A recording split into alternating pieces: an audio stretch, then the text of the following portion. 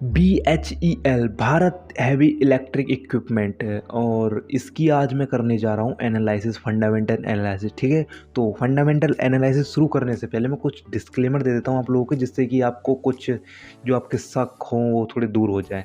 मैं कोई रिकमेंड नहीं करता स्टॉक कि आप इसमें बाय कीजिए या सेल कीजिए, मेरे कुछ लेना देना नहीं है। मेरा खाली क्या काम है, आपको स्टॉक सही स्टॉक या बेकार स्टॉक है इसकी एक रिसर्च देनी है प्रॉपर तरीके से। इसने पिछले साल कितना प्रॉफिट किया, इसके पास कितना डेप्थ है, इसने क्या किया, मतलब ओवरऑल कंपनी के फंडामेंटल आपको बताने हैं। ठीक है, और उसके बेसिस पर आप क्या कर सकते हैं, अपना स्टॉक बाय और सेल कर सकते हैं। अगर कंपनी के नंबर अच्छे हैं तो ठीक है, और आप अपने फाइनेंशियल एडवाइजर से भी सलाह लेके इन्वेस्टमेंट कर सकते हैं। तो वीडियो शुरू करता हूँ बिना टाइम वेस्ट किए, क्योंकि टाइम बहुत इंपॉर्टेंट है हम लोगों के लिए। तो लेट्स स्टार्ट द वीडियो। और नए हैं तो हमारे चैनल को सब्सक्राइब कर लीजिए। तो वीडियो स्टार्ट करते हैं। तो देखिए, फाइनेंशियली देखी जाए तो मीडियम है, कुछ ज़्यादा खास बात है नहीं, लेकिन वैल्यूएशन एक्सपेंसिव है। और हाँ, मैं नीचे इसलिए देख रहा हूँ क्योंकि मैंने इसकी रिसर्च करने के बाद नोट डाउन किया है। ठीक है, तो उसको मैं देख के बता रहा हूँ ताकि नंबर्स में कुछ गड़बड़ी ना हो। ठीक है, तो शुरू करता हूँ। तो टेक्निकली देखी जाए तो बुलिश है, और डिविडेंड की बात करूँ तो 0.70% ईयर ऑन ईयर है, और ROE की बात करूँ तो 1.77% है, और शेयर होल्डिंग्स की बात कर लें तो वहीं 63.70% प्रोमोटर्स के पास है, और 7.4% FIs के पास है। और म्यूचुअल फंड्स की बात करें तो म्यूचुअल फंड्स के पास 6.27% और पब्लिक के पास 12.23% है।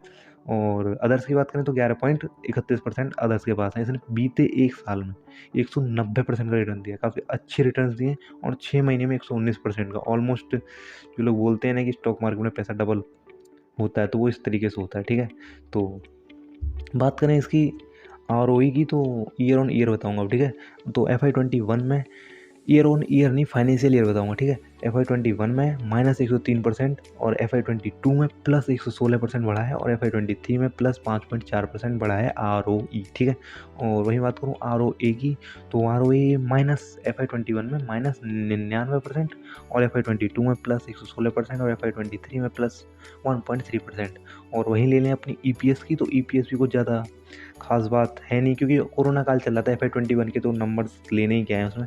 FY21 में -84.1% और FY22 में +116 यानी कि 116%, और FY23 में +7.0%, जो कि अच्छे नंबर हैं। और EB टू सेल्स की बात करूँ तो FY21 में +222% बढ़ी है, और FY22 में -19.5% घटी है, और FY23 में +41.4% बढ़ी है। ठीक है, और वहीं ले लें नेट इनकम, तो नेट इनकम भी भाई सीधी सी बात अच्छी है।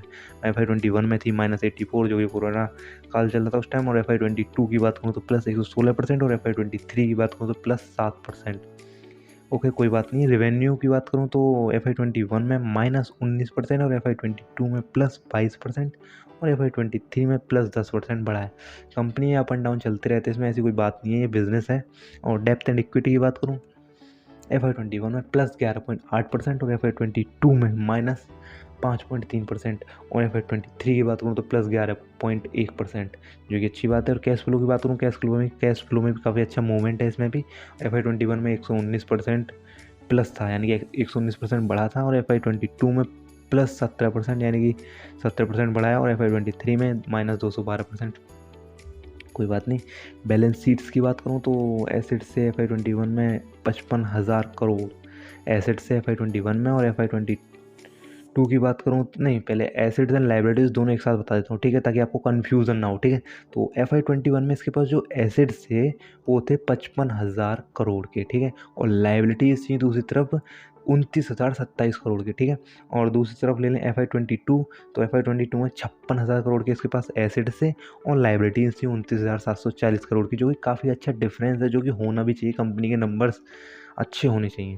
और FY23 की बात करूँ तो 59,000 करोड़ के पास इसके एसेट से, और लाइबिलिटीज़ की बात करूँ तो 32,540 करोड़ के इसके पास लाइबिलिटीज़ थे। और ओवरऑल कंपनी एक PSU स्टॉक है, और कंपनी के नंबर काफ़ी अच्छे हैं या नहीं, ये आप अपने मतलब, ये ठीक है, कंपनी के नंबर तो अच्छे हैं, लेकिन हाँ, आपको इसमें इन्वेस्टमेंट करना चाहिए या नहीं, ये आपको क्या करना है, अपने एक फाइनेंशियल एडवाइज़र से सलाह लेनी है। मेरे कहने से आपको इसमें इन्वेस्टमेंट नहीं करना। ठीक है, क्यों भाई?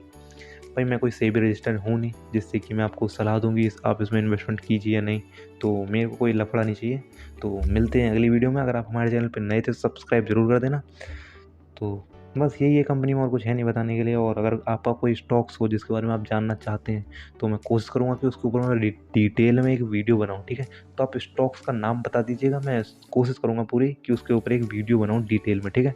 तो मिलते हैं अगली वीडियो में, तब तक के लिए आप सभी को राधे राधे।